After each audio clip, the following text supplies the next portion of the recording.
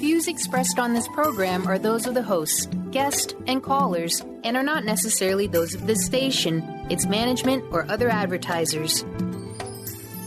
You're listening to Transformation Talk Radio.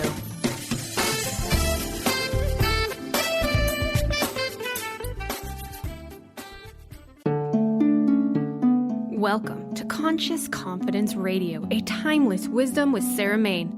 Follow host Sarah Mane on her ongoing journey of conscious confidence and gain timeless wisdom to unleash unparalleled confidence. A conscious confidence. Learn to ignite the living spark of wisdom, a new narrative for fulfillment contained in Sanskrit and the ancient, powerful, engaging, and fun conscious conversations to discover your own magnificent true self. Learn to dispel the fear shadow as Sarah provides essential knowledge about embracing change and the power of transformation. Get ready. Conscious Confidence starts now. Welcome, everyone. Welcome along. Welcome to Conscious Confidence Radio, a timeless wisdom. And I'm Sarah Mane, creator of Conscious Confidence, a timeless wisdom. And today, in today's show, I have a special guest, Gilbert Mane. And yes, Gilbert is my husband. So welcome along, Gilbert, and thanks for coming along and giving your time up again. Hi there. Hi, everyone. And Gilbert is an expert on he's an expert on many topics, but he's an expert on a particular topic, the 7 steps. And Gilbert wrote a whole book on it. Here's the book.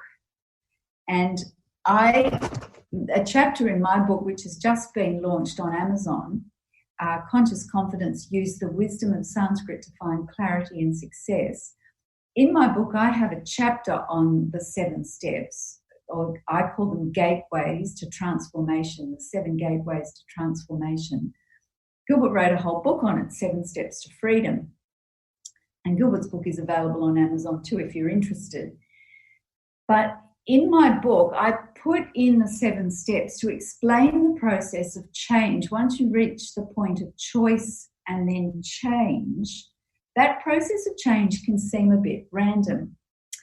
And it can seem like you're going 2 steps forward and 3 steps back and 1 step forward and 5 steps back, and then it can go off to the side and back on, and you're not quite sure what's really happening.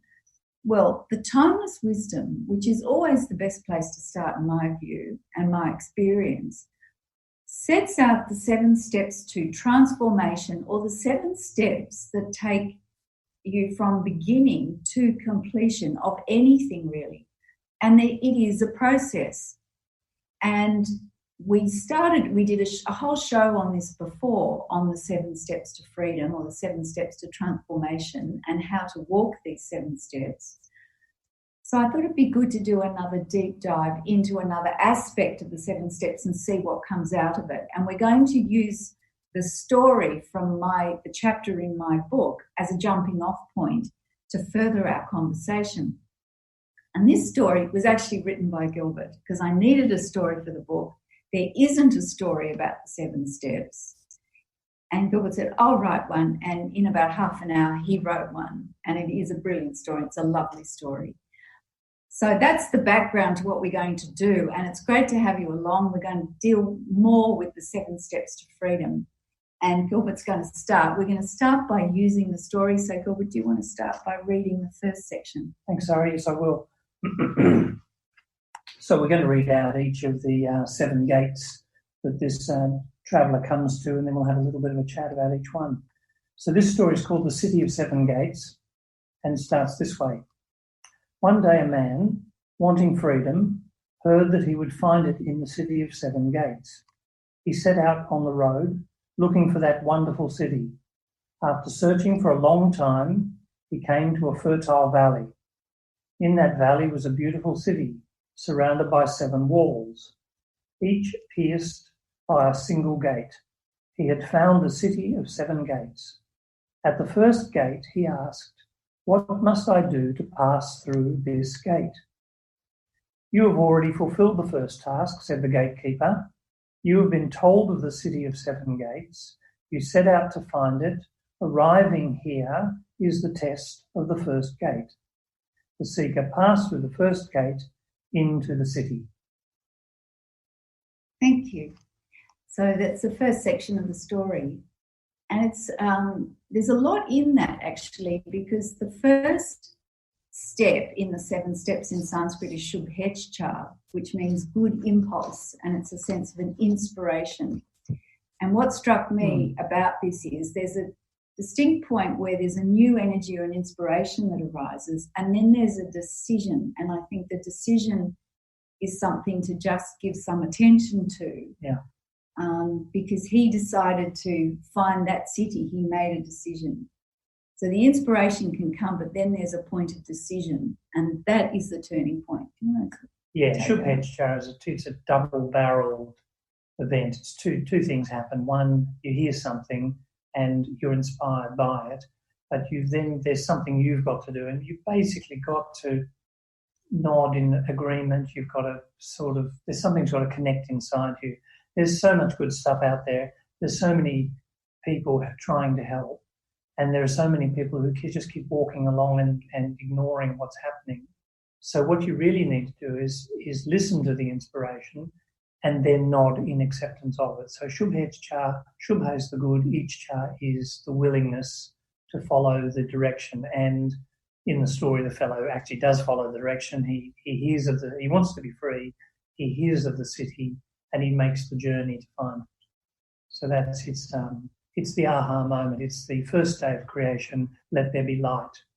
And then in that first day of creation, it isn't just a matter of light, it's also a matter of darkness. Those of you who remember the seven days in Genesis, God says, let there be light, but then the next thing he does, he divides the light from the darkness. In other words, where that man was, why did he want to be free? What did he want to be free of? What were the burdens that he was carrying around? When he heard of the city of 7 gates, he divided the light from the darkness and basically left the darkness behind and moved away from it towards a way of going free. So from that, there's a lot of elements in that, and I've described, there's a beautiful quote about the nature of inspiration. It's by the author of the Yoga Sutras, Patanjali, and if you practice yoga, you may have heard of Patanjali. And the dates are uncertain about Patanjali, but it's somewhere between the 2nd and 4th centuries AD. And Patanjali describes the nature of inspiration, and he says, when you are inspired by some great purpose, some extraordinary project, all your thoughts break their bonds. Your mind transcends limitations. Your consciousness expands in every direction, and you find yourself in a new, great, and wonderful world. Dormant forces, faculties, and talents become alive, and you discover yourself to be a greater person by far than you ever dreamed yourself to be. And I love that quote because it seems to describe the entire experience of being inspired by some new thing. And then there's that point of decision, which is the point of departure from what you've been previously doing, and it sets your direction. So let's go on to the second step, which in Sanskrit is Suvicharana. Suvicharana. So the first step is the inspiration, and the second step is now application, Suvicharana. Let's go. Okay. So he's got through the first gate. Beside the second gate was a school teacher. Kind sir, the seeker asked, how may I pass through the second gate? Without a word, the teacher pointed to a few loose piles of rubbish, some pots and pans, and an old rug. Next to each were cleaning materials. There were others already at work. The seeker felt irritated. He wanted freedom and enlightenment, and he was being asked to perform menial tasks. One of the others, already working, noticed the seeker and, with a friendly wave, summoned him to join the group. With this encouragement, the seeker was able to put his annoyance aside. He began to clean, at first half-heartedly, but by the time he had finished, his resistance had dropped away. He was enjoying the camaraderie of his fellow workers. He felt a sense of satisfaction, and he was ready to do more. He turned to the teacher, who was smiling at him. The second gate had swung open unnoticed, and the teacher was beckoning him and several others to pass through. Beautiful. So, characteristics of the second gate, sort of application. The second gate is where you have to do some work. You've heard the inspiration, you've got the energy to move forward, you've nodded yes, you've decided that's where you want to be, you've been told about something wonderful and you want that wonderful thing. And now you've got to do a little bit of work. Now you really do have to start addressing those habits that would drag you back to your previous limited life surrounded by perhaps fears and jealousies and angers. Now you need to start putting in some application. This is the sweat phase, suvicarana. It means true inquiry, and true inquiry isn't just hitting the books. True inquiry is reading the instructions and then getting out the screwdriver and the ruler and whatever else it needs to put that desk together. There's no point in going and buying the instructions only and being inspired to have a beautiful piece of furniture if you're not going to get down on the floor, set out the pieces and follow the instructions and put it together. At the end of Suvicarana, you should have a chair or a desk. If you don't, you haven't done Suvicarana. And on the spiritual journey, it means that you're not quite so angry, you're not quite so jealous, you're not quite so fearful. You've started looking at that sharp tongue, that quick comment, that habit that annoyed you more possibly than it annoyed anyone else. And so Suvicarana is the part where you actually do some work. In fact, on the 7 steps, it's sort of the main area of real work, because if you work properly at Suvicarana, the other steps tend to start looking after themselves. So it's that area of application. So from decision and the impulse, something shows you a greater or a new way forward. There's a desire, make a decision, and then you inquire, you find out, you get new knowledge. So I think it's important. You do need the new knowledge. You need to ask questions and get the new knowledge. Yeah. And then from there, actually apply indirect experience. And that's where the transformation starts to happen, where the rubber meets the road, basically. Yeah. And you need guidance and you need discipline. Hence the seeker is under the guidance. He's doing work. He's working with others. You need good company. Good company is a whole other topic. Yeah. We could discuss. Satsanga. Yes, the good company of others who are also on the journey, those before you, those who are coming after. Yeah. That's good company. Yeah. So we're going to take a break, and when we come back, we're going to look at the next step, which is Tanumanasa, the 3rd step in the 7 steps. And that will complete this first phase. So after the break, we're going to look at Tanumanasa, the 3rd step. We'll be back soon. Sanskrit is not just a language to be written and spoken, but it is a doorway to gaining understanding of how we experience life and truth. Conscious Confidence is a book written by Sanskrit scholar Sarah Mane. The stories Sarah shares will take you on a journey of understanding how the power of this ancient language is not only still relevant, but can truly transform your everyday life.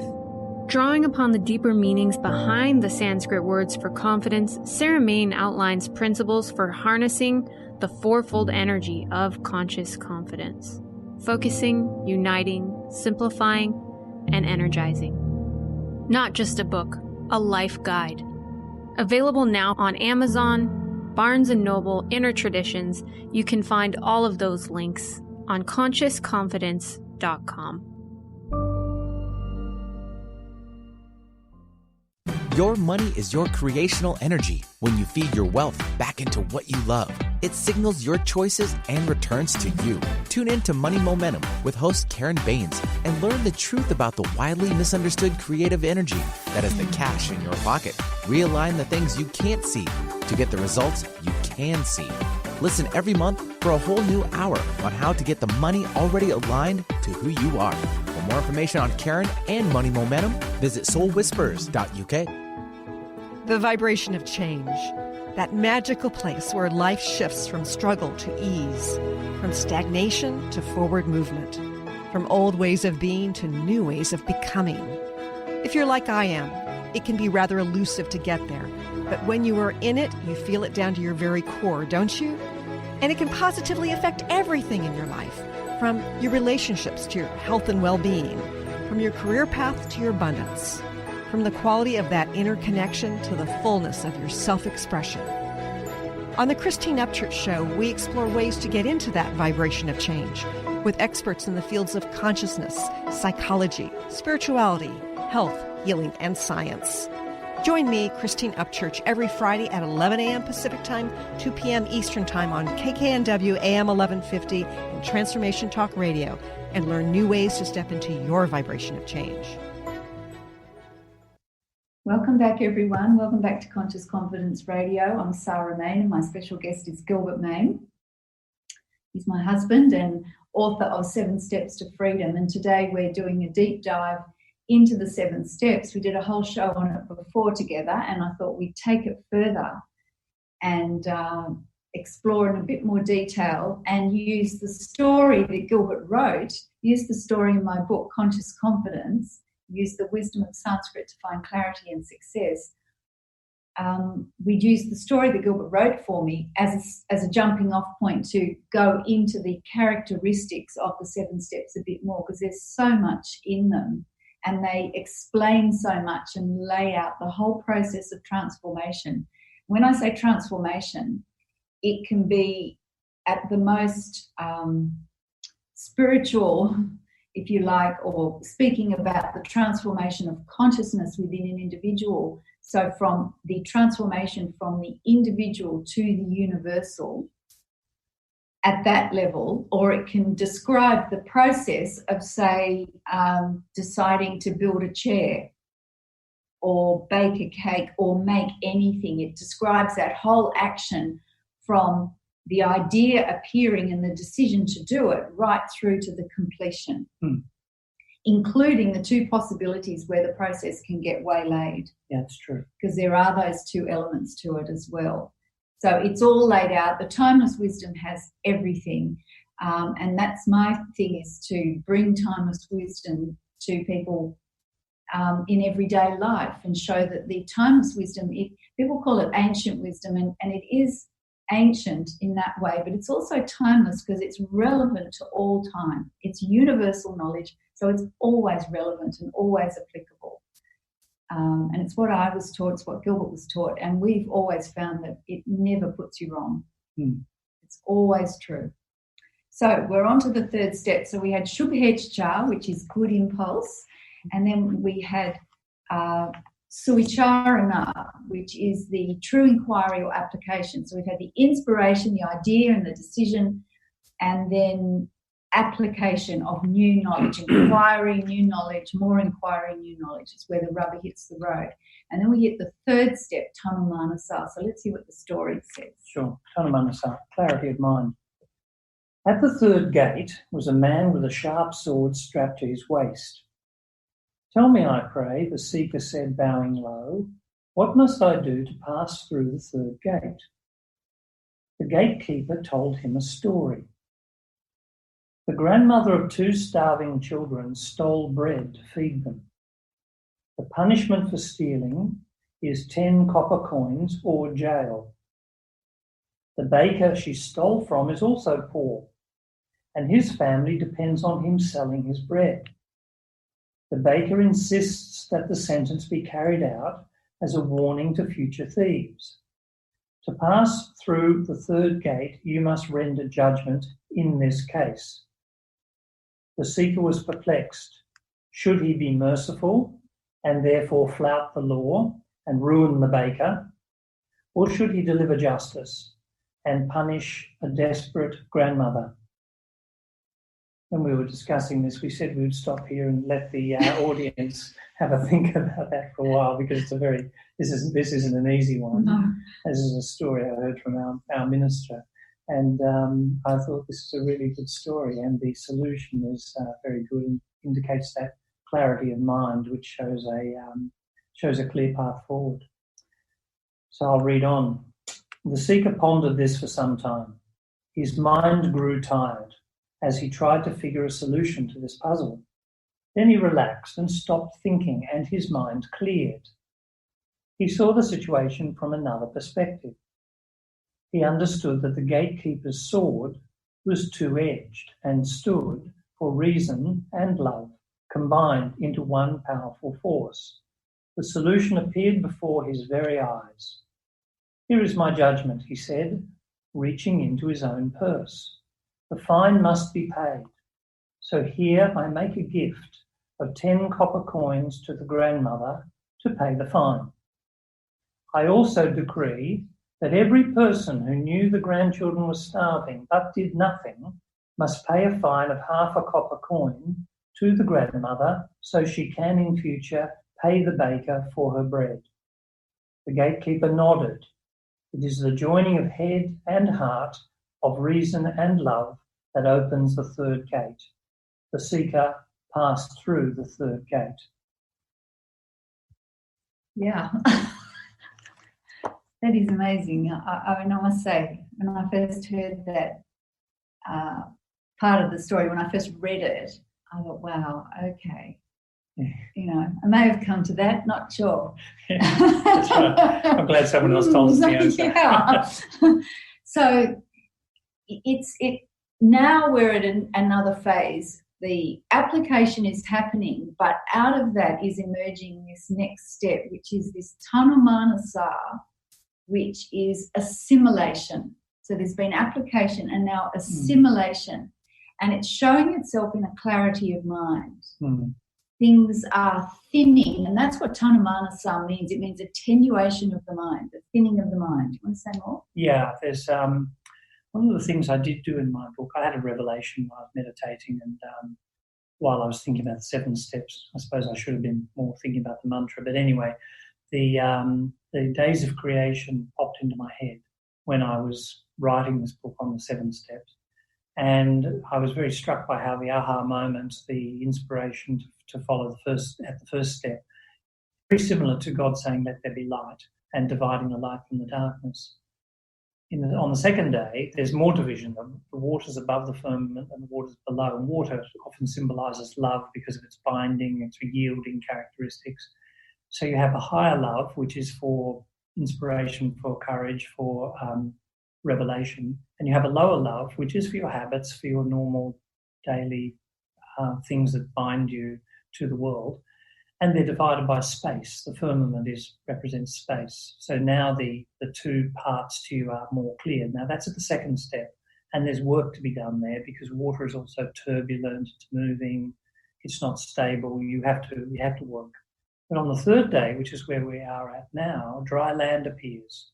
And you have a firm place to stand. Our seeker had obviously done some work at level 2, and so he was clear enough in his own mind where he could actually reflect on the question put to him by the gatekeeper, and he could come up with a creative, interesting solution.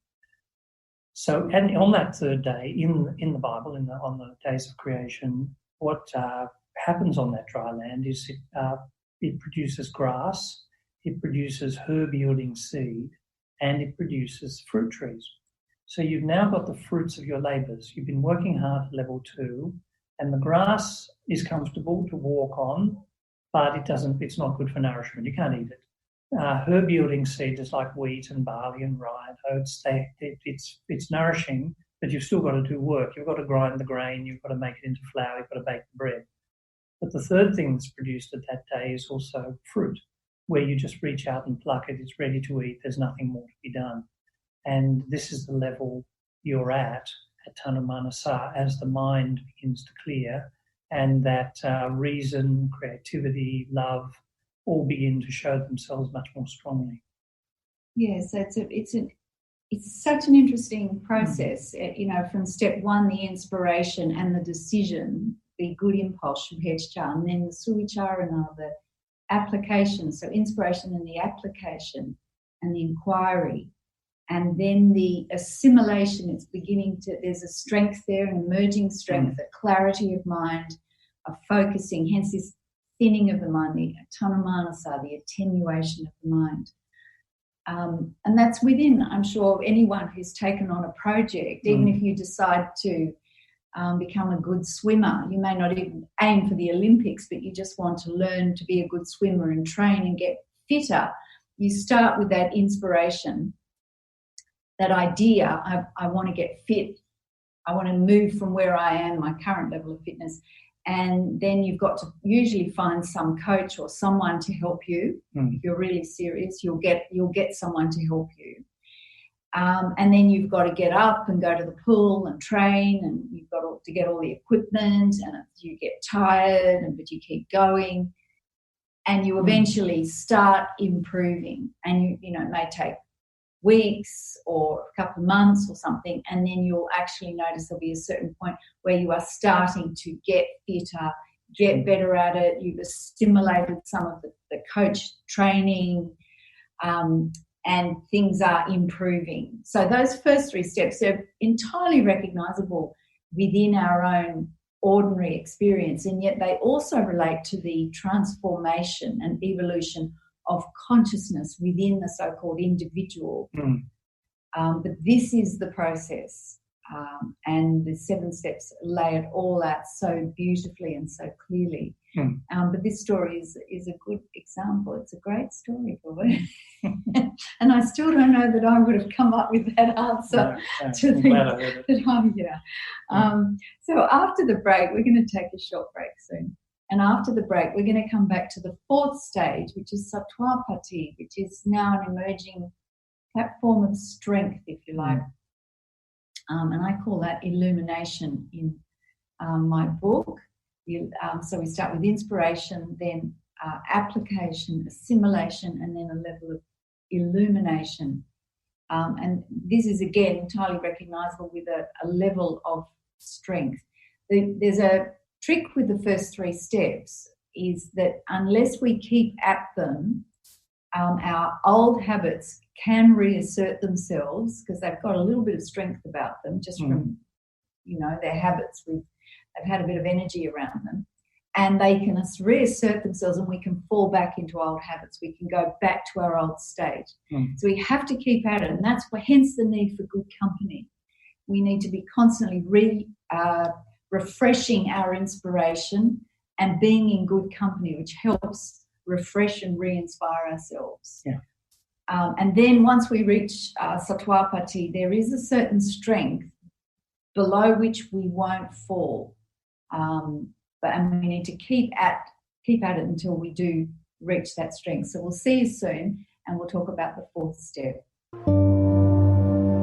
Sanskrit is not just a language to be written and spoken, but it is a doorway to gaining understanding of how we experience life and truth. Conscious Confidence is a book written by Sanskrit scholar Sarah Mane. The stories Sarah shares will take you on a journey of understanding how the power of this ancient language is not only still relevant, but can truly transform your everyday life. Drawing upon the deeper meanings behind the Sanskrit words for confidence, Sarah Mane outlines principles for harnessing the 4-fold energy of conscious confidence: focusing, uniting, simplifying, and energizing. Not just a book, a life guide. Available now on Amazon, Barnes & Noble, Inner Traditions. You can find all of those links on consciousconfidence.com. Your favorite Transformation Talk radio shows are now on Spotify. What? Simply search out your favorite host or show by name, tap the subscribe button, and boom! With over 150 million active monthly users on Spotify, Transformation Talk Radio is thrilled to expand our reach so you never have to miss an episode. Well, what the heck are you waiting for? Log into Spotify and subscribe now. Are you done being afraid to jump into the life that's waiting for you? Are you ready for a real shift? I invite you to tune in every Tuesday with me, Tracy L., on the Tracy L. Clark Show, where we will teach you how to live your extraordinary life. At 8 a.m. Pacific on Transformation Talk Radio, where I will provide the tools and the steps needed to help you transcend perceived limitations and move forward with an extraordinary life. For more information, visit me at tracylclark.com. Hi, this is Kimberly Carlson, and I would love for you to tune into All In Healing Radio, where together we will begin to experience health, happiness, and harmony in all areas and aspects of life. Join us every first Tuesday of the month at 11 a.m. on TransformationTalkRadio.com. All In Healing will help you release layers of negative beliefs and energies for radiant health, deep joy, and greater abundance. Visit me at KimberlyCarlson.com. Welcome back, everyone. Welcome back to Conscious Confidence Radio. I'm Sarah Mane, and this is my special guest, Gilbert Mane. Hello, Gilbert. Hi. We've been continuing on the theme from our previous show on the 7 steps to freedom, and Gilbert wrote a whole book on it. And I've got a chapter in my book on it, and Gilbert wrote me a story for my book, because there isn't really a story that I could find, a traditional story, about the 7 steps. And Gilbert, being a master storyteller and writer, he wrote me this beautiful story, and we've been reading it. He's been reading it out section by section, and we're using it as a jumping off point to then talk in a bit more detail about the 7 steps, the characteristics of them. So, and these are the 7 steps as outlined in the Yoga Vasishta. So, now we're up to the 4th step. So we dealt with the first step, inspiration or Shubhechcha, the second step, application, Suvicharana, where we get new knowledge and we apply and do some work. And then the third step, Tanumanasa, which is the assimilation, the thinning of the mind, the attenuation of the mind, getting more discipline. There's a clarity of mind. And these first 3 steps, we need to keep at them. We need company. We need to refresh our inspiration and our direction. It's not a set and forget by any means. And if we don't commit to this and are really serious about this, then we can easily just fall back. And this is the old New Year's resolutions that don't have any teeth or strength to them. And by January the 10th, we're back eating the food we decided we weren't going to eat, or we've stopped going to the gym, or we get to February and we said, right, I'm going to go to the gym 3 times a week, and now it's twice, and then it's once, and then by March we're not going to the gym again. It's not like that. We need to keep focused, and we need to support the company, the re-inspiration, so that we do keep going and we don't let the habits fall back. And that's where the transformation really starts happening. So we're up to the 4th step, which is Sattvapati. And just on that, keeping going, there is almost like a barrier that you need to cross, or a gap, steps 1, 2, and 3. And there's a sort of a testing ground where you need to really continue on. Continuation is the challenge at this point. Otherwise, the habits can reassert themselves and you can just fall back. And it's like crossing over a bridge or an interval, a gap. And that's done through determination and continuation, perseverance, persistence. And you need to strengthen your muscles there for that. And even if you were building a chair, for example, you've gone from the design to you've got a concept, that's my inspiration, I'm going to build a chair. You go and research. Then the second step is you're researching styles and how to do it. And you may consult people. You've got to get the materials, you've got the instructions, and actually start building the chair. And you're making mistakes and you're fixing them up, but you're getting better and the chair is being built. Third step, you've got an emerging chair, haven't you? Yeah. But it's not complete. Okay, it's resembling a chair, but it's not complete by any means. It's not getting there. You're getting there, but it's not actually a really useful chair yet. It's looking like a chair, but someone couldn't sit on it yet. And then if you don't continue on with the process and take the next steps that are coming, you'll never end up with a chair. It's just going to be one of those unfinished projects that goes to the back of the workshop. So it's that continuation, and that's the same with the evolution of consciousness, the transformation of consciousness. So on to the 4th step now, which is illumination or Sattvapati. Right. Okay. So this is the 4th gate. He's passed through the 3rd gate. The seeker felt his confidence growing. With each step, his fears and doubts faded away. Temptations to return to his old habits and leave his quest no longer had any power over him. When the seeker arrived at the 4th gate, he saw that it stood open already. Instead of a single gatekeeper, there were men and women with their heads cocked, as if listening to sounds coming from the inner city. They wrote down what they heard, and messengers took those notes to the outer city. "What goes on here?" the seeker asked. "Listen," said one of the scribes, who turned his head as if listening to a sound carried on the breeze. "Can you hear it? Listen with your heart." The seeker fell silent and listened. After a few moments, he began to hear a wonderful sound, like music, full of peace and insight and truth. The scribe smiled and nodded and gave the seeker paper and pen. "Translate what you have heard into the language of the outer city." The seeker sat next to the other scribes and he listened and wrote. He spent many happy days translating what he heard, coming from the inner city into art, poetry, and laws for those in the outer city who wish to live a just and happy life. As time passed, his hearing refined. A pathway opened within him until he no longer needed to listen with his ears. He began to hear the music coming from his own heart. One day, he knew it was time to go. He handed his pen to another seeker who had just arrived from the third gate. Then he turned and passed through the fourth gate. Beautiful. So you notice that the nature of the fourth step, as it were, slightly different from the first three steps, and that persistence that's required. There is definitely a strength and a determination and a focus.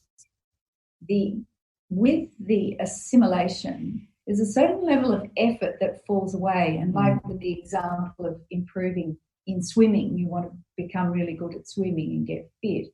The first, however long it takes in getting the coach and training and all that, and you're getting stronger and better at it, but there is definitely an effort in there. And it's a necessary effort.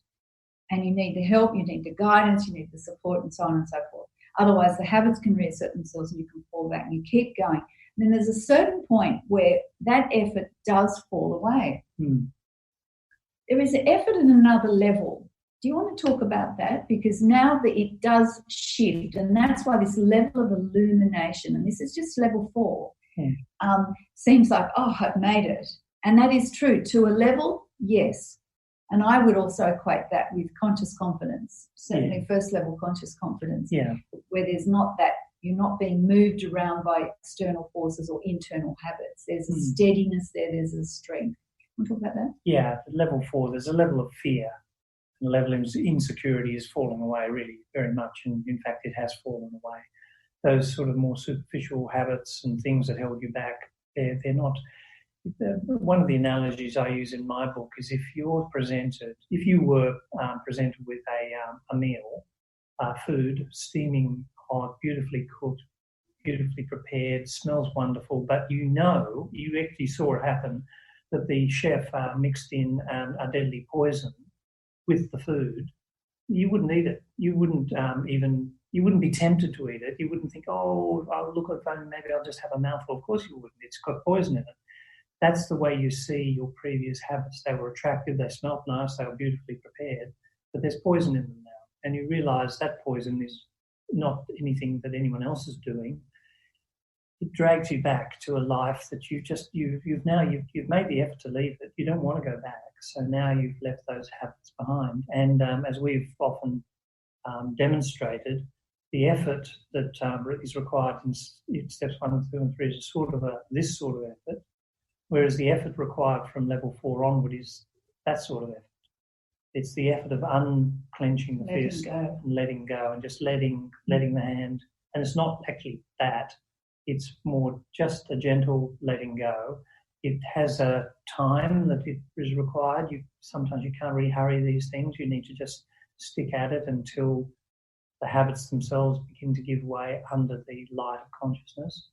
And again, following our analogy with the days of creation, the 4th day is the day when God creates the greater light, the lesser light, and the stars. And these are for signs and for measurements and for days and to light the earth. This is where light begins to appear on the 4th day of creation. and that light is it illuminates you, but it illuminates everyone else, and you're beginning to become part of that light. Hence the aspect of the story where the seeker is at the gate and he's listening to the messages coming from the higher levels, and he's translating it so that people at the lower levels can also benefit, and it's translated into the language of the outer city. It's the analogy for the lower levels. And this is where the true artist, the true painter, the true poet, the architect, the lawgiver, this is where they reside. They hear these promptings from the inner circle, from the wise teachers of mankind, from men and women who have attained higher levels of consciousness, and they translate them into a language that can be understood by people who may never have heard of these wise teachers, but who live by their laws, who read their poetry, who see their films, and who look at their paintings. That's level 4. It is a shift. It's a pivotal point. And you can't say right after 3 months of it, level 4, it emerges. And that's why you have to keep on with levels 1, 2, and 3, keep persisting. And then you just find yourself, these efforts have fallen away. And you don't need to put, and your concerns and fears, and there's a certain clarity. And in relation to the chair, you've actually basically, your chair is there. It may not be fully sanded and polished and upholstered, but there is actually a chair now that would support someone. Unfinished, but it is actually now a chair at a level. And that's an achievement, if you want to put it in those terms, in itself. Same with the swimming. You may not be an Olympic swimmer, but you are now a very good swimmer, and you're not going to fall back from that. You're just a good swimmer and you're fit. So we're going to take a short break, and then after that we're going to finish off levels 5, 6 and 7. We don't want to spend too long on that because it can get very conceptual, and we'll talk a bit about our book. So we'll see you soon. Sanskrit is not just a language to be written and spoken, but it is a doorway to gaining understanding of how we experience life and truth. Conscious Confidence is a book written by Sanskrit scholar Sarah Mane. The stories Sarah shares will take you on a journey of understanding how the power of this ancient language is not only still relevant, but can truly transform your everyday life. Drawing upon the deeper meanings behind the Sanskrit words for confidence, Sarah Mane outlines principles for harnessing the fourfold energy of conscious confidence: focusing, uniting, simplifying, and energizing. Not just a book, a life guide. Available now on Amazon, Barnes & Noble, Inner Traditions. You can find all of those links on consciousconfidence.com. Your favorite transformation talk radio shows are now on Spotify. What? Simply search out your favorite host or show by name, tap the subscribe button, and boom! With over 150 million active monthly users on Spotify, Transformation Talk Radio is thrilled to expand our reach so you never have to miss an episode. Well, what the heck are you waiting for? Log into Spotify and subscribe now. Are you done being afraid to jump into the life that's waiting for you? Are you ready for a real shift? I invite you to tune in every Tuesday with me, Tracy Al, on the Tracy L. Clark Show, where we will teach you how to live your extraordinary life. At 8 a.m. Pacific on Transformation Talk Radio, where I will provide the tools and the steps needed to help you transcend perceived limitations and move forward with an extraordinary life. For more information, visit me at tracylclark.com. Hi, this is Kimberly Carlson, and I would love for you to tune in to All In Healing Radio, where together we will begin to experience health, happiness, and harmony in all areas and aspects of life. Join us every first Tuesday of the month at 11 a.m. on transformationtalkradio.com. All In Healing will help you release layers of negative beliefs and energies for radiant health, deep joy, and greater abundance. Visit me at KimberlyCarlson.com. Welcome back, everyone. Welcome back to Conscious Confidence Radio. And today we're looking a bit further. We're doing a deep dive into the 7 steps. And my guest, Gilbert Mane, we're using Gilbert's beautiful story that's in my book as a jumping off point to looking further into the 7 steps. So we're up to step 5 now, which is Padartha Bhavani. Padartha Bhavani is the Sanskrit. And this is an element... Asang Sakti, I beg your pardon. So after Sattva-pati, I knew that was right, Asang Sakti. Yeah. There's an element of penetration now. This is going further.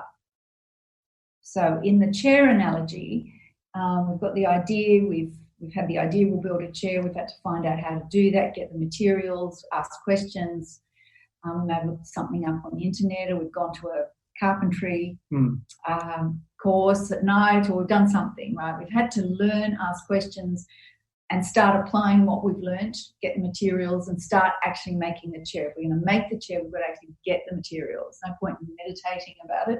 We're going to make it, right? And we're going to make mistakes. Fine, ask more questions, go back. This didn't work. What can I do? Figure it out. And then the third step is we've actually got the emerging elements of our chair. Can't sit on it yet, but it's definitely getting there, and we're getting more knowledge. We've, as they say in educational circles, fail quickly. So we've made a lot of mistakes, but we've kept going. And the persistence is paying off, because we've now reached a point with the 4th stage where we've actually got a chair. It may not be sanded and upholstered yet and polished, but it is actually a chair. It's a functioning chair. It's not going to fall down. So we have succeeded to a level. But now you could leave it at that. You've got a chair. But if you want the full beauty of the original concept, the complete transformation of your idea into manifestation, then you need to persist. But it's a different effort now. It's not all that hard grunt of getting materials and making mistakes and all that sort of thing. There is a focus now, and the effort required, particularly in the transformation of consciousness from the individual to the universal, at Asang Sakti, the effort we spoke about is going from that, which is a much more firm, forceful effort, to that letting go. And that happens quite naturally. There's an openness now, and a yielding and a following. And do you want to read about the 5th step? Okay. At the 5th gate, the seeker found an empty chair. He sat in the chair. Passers-by nodded and smiled at him. He watched people going about their business. Trees bent in the breeze, leaves fell softly to the ground. The seeker sat quietly and watched all of this. Then a cover gently fell from his heart. Love poured out of him. He saw each woman as his sister, his daughter, his mother. Each man was his father, his brother, his son. All the children were his children. Everyone was part of one great family, his family. He sat for some time in that simple chair next to the wooden gate, swimming in an ocean of love. When the time was right, the seeker arose from his chair and walked through the 5th gate. That's beautiful. It's that penetration, detachment, invulnerable and unmoved, and there's a deepening of the transformation. And it happens quite naturally, doesn't it? And everything's basically bound by love. Yeah. It's you see everything separately, yes, you still see yourself as separate, but at the same time there's a unifying factor. And that love isn't just a squishy sort of mushy thing. It can lead to courage and strength and even sort of a righteous anger and an implementation of justice, but at the same time everything's done through love. If you correct a child, your own child, with love, then the correction sticks. If you are not full of love when that happens, then they just get the anger. So the love is really important at that stage. Okay, and then we're going to the 6th step, which is Padartha Bhavani. Is that right? Yeah, that's right. Padartha Bhavani. So that's a dissolution. That's right. This is when differences begin to really fall away. Next to the 6th gate was a ladder. The seeker climbed the ladder and reached a platform. On it stood a woman. On her finger sat a songbird, trilling its greeting to the morning sun. The seeker looked around. He saw the woman, the bird, the rising sun, the city, everything shining in a golden light. Then he saw the light shining off everything as a single light. He felt the beauty of everything as a single beauty. Understanding flooded into his heart as a single wisdom. Everything he looked at, everything he heard, everything he felt was one. The woman smiled at him. He climbed down the ladder and walked to the 6th gate. He stood and waited. At this gate, there was nothing to do, no act to perform, nothing to say. How long did he stand there? A moment, an eternity. Was it important? Not to him. Between one moment and the next, the 6th gate opened and the seeker felt the invitation to walk through. That's where the separation is dissolving, no differences, dissolution. So that's Padartha Bhavani. And then reading on, let's finish it off now with Turiya, the completion. When he approached the 7th gate, he began to laugh. The 7th gate was a polished brass mirror. Etched into the mirror were the words, "Behold the gatekeeper." All the seeker could see was himself. He bowed to his own reflection and stepped into the 7th gate. That's the completion from the universal to the from the individual to the universal. Turiya is just this complete merging, and that is said to be by invitation. There's just a waiting, and it doesn't matter, and then there's just a merging. And going back to the example of the chair, you've got the functioning chair, then you start sanding it and polishing it, and then upholstering the seat or doing whatever you want to do for the seat. And it's going right to the end so that you have that beautiful chair, which is the manifestation of your original concept. And that's just at a normal level. Or the swimming, you keep going until eventually you can become a coach yourself, and you know from the inside, and you almost can't remember what it was like not to be a superb swimmer and to be fit. So, and that is the transformation. And the 7 steps lay that all out, from inspiration through application, assimilation, illumination, penetration, dissolution, and completion. So it's all laid out. So thank you for reading that story out, Gilbert. No problem. Thank you. And if you'd like to know more about the 7 Steps to Freedom, Gilbert's book is here. It's available on Amazon, 7 Steps to Freedom. And he's got lots of stories and exercises, and you can just go and purchase the book, get the ebook version. It's all on Amazon. And my book, Conscious Confidence, Use the Wisdom of Sanskrit to Find Clarity and Success. That's out now, and it's available on Amazon, on Barnes & Noble, and there's an ebook and physical book, as you can see, and there is an audio book coming as well, because there are lots of exercises and practices. There's stories. Both being teachers, that's how we like to teach, is with stories, examples, exercises, information, so that it's actually useful. And there can be some transformation, because that's the whole idea.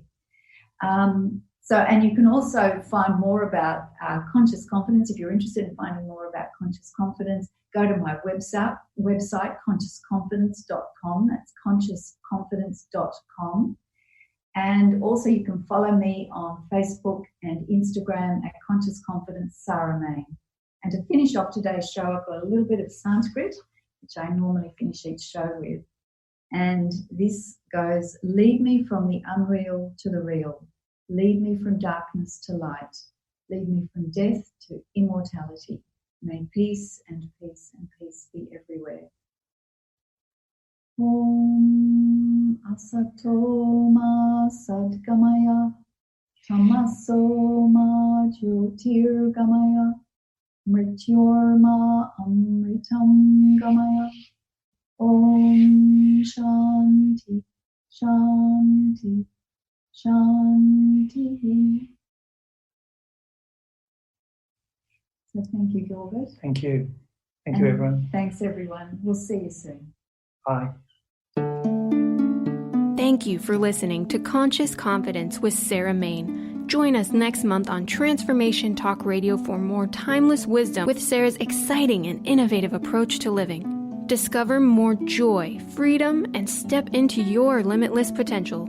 For more information on Sarah Mane and her work, or to listen to past shows, visit sarahmane.com.